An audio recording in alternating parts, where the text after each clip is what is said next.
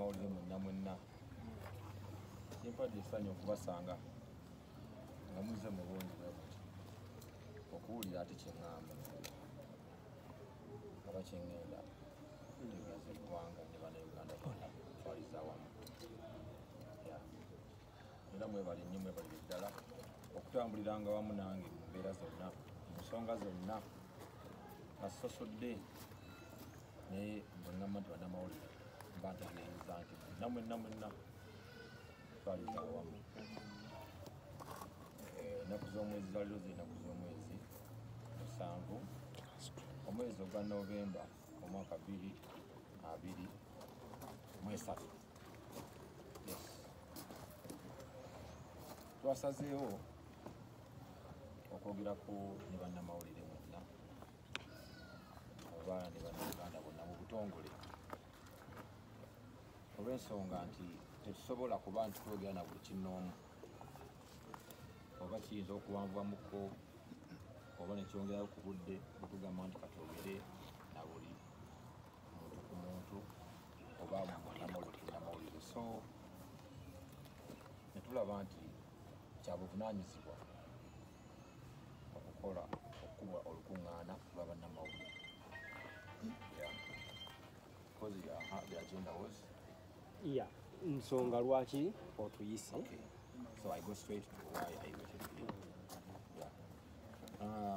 Nina obubaka bwe njagala okutuusa eri eggwanga era ne bannayuganda bonna twaliza awamu. Obubaka buno ngenda kubusoma then oluvannyuma mujja kumbuuza ebibuuzo ebyenjawulo ate tujja okutugamba okwongera elaboratinga ku bintu ebisinga. Munansonyiwa obubaka buli mu Luzungu engeri gye tuli nti official language tukozesa mu Uganda wano okusobola okwogerako ne bannayuganda bonna. Obubaka buli mu Luzungu. Press statement for immediate release. 7th November 2023. Dear countrymen and women in Uganda and diaspora, as you already aware, on the 3rd of November 2023, the National Unity Platform, under the leadership of His Excellency Robert Kyagulanyi, officially opened its new headquarters. I join all Ugandans to congratulate the NUP fraternity for this milestone achievement in such a short period of time. At the commissioning ceremony of the party headquarters, I was also formally welcomed by the President to the people's side. My decision was not an event, but rather a well-thought-through process that took in consideration many factors, including the possibility of facing the wrath of those with power. After all that I've gone through over the past years, I could have opted to take a play-safe decision or pretend to be neutral, but no. I recalled the words of a great man, Desmond Tutu. If you are neutral in situations of injustice, you have chosen the side of the oppressor. If an elephant has its foot on the tail of a mouse, and you say that you are neutral, the mouse will not appreciate your neutrality. I'll conquer them. If you are neutral in situations of injustice, you have chosen the side of the oppressor.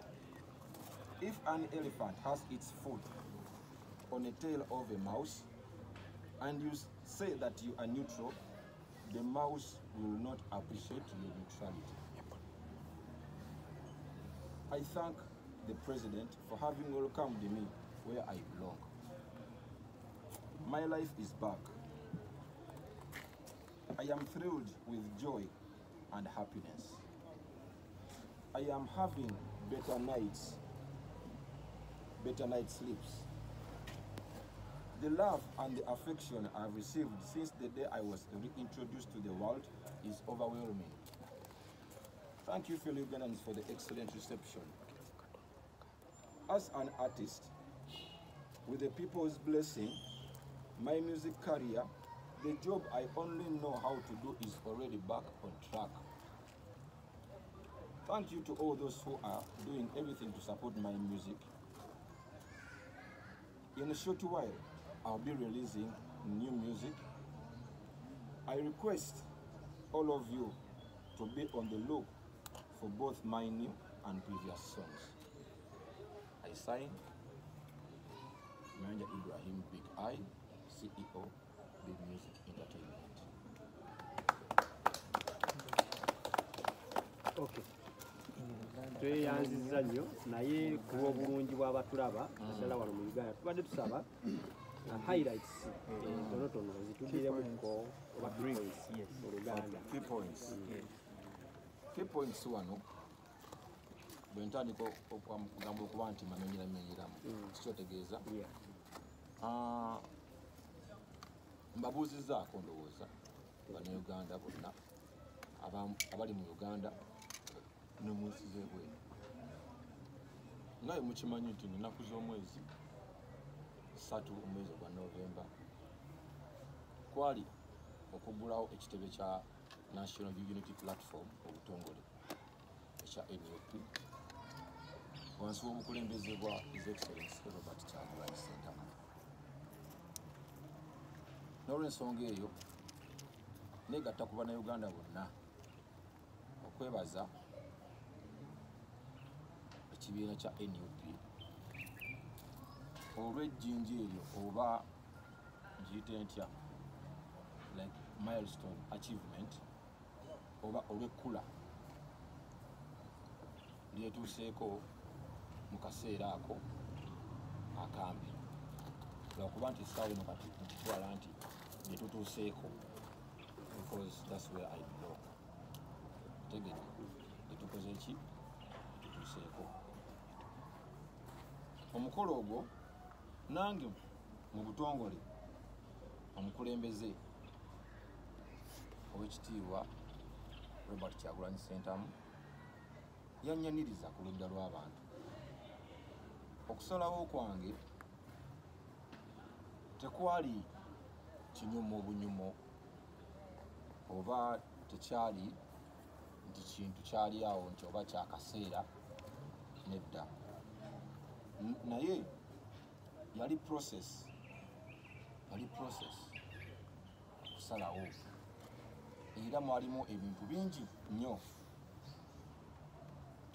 byali bingi nnyo oba n'okusanga oluusi oba okweraliikirira obulabi bwabo abali mu buyinza. Oluvannyuma lw'ebyo byonna byempiseemu emyaka gyonna egiyise nandigambye nti oba mbizannye nti oba nga mbizannyira awo wakati balance oba okay, I see. Yeah, nti oba nandibadde neutral naye nedda nenzijjukira ebigambo by'omwami Desmond Tutu byayogera. Yagamba nti nno bw'osigala wakati omanyi neutral si yabeera kiya nampa wengwa aba aganaga talina waagwa neutral abeera nga oba kale kirana kyosobola muyita bwe nsigala nga ndi neutral mu mbeera y'obutali bwenkanya oba mu kaseera ak'obutali bwenkanya mba nsazeewo oludda olw'oyo anyigiriza.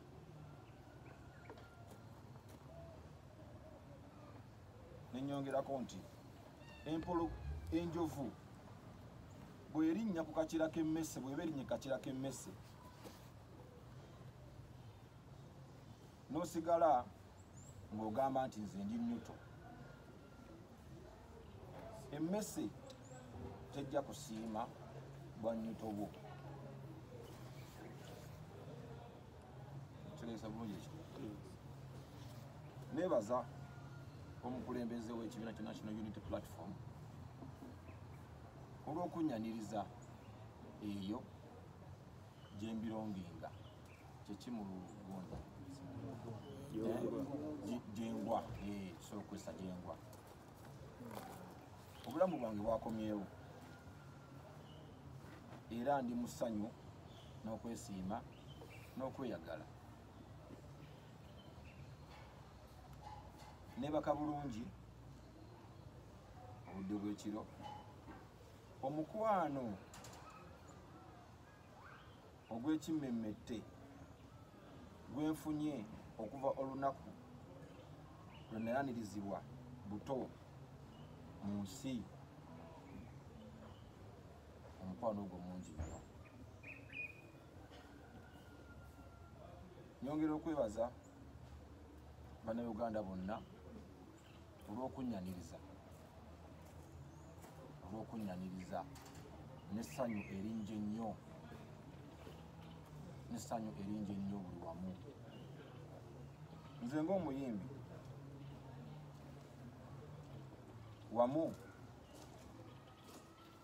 ng'omuyimbi wamu n'emikisa gy'abantu oba n'okusiima kw'abantu, music career yange, omulimu gwange ogw'okuyimba, omulimu gwokka gwe mmanyi okukola gwakomyewo era gutambula. Mwebale nnyo buli omu akoze kyakola oba akola kyakola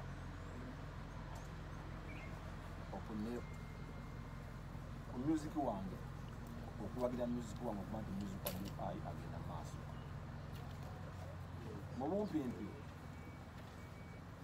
nja kuba mbafulumiza ennyimba mu bumpimpi, era obutasukka wiikendi ngenda kuba oluyimba olupya mu lubindirire, era nga mbasaba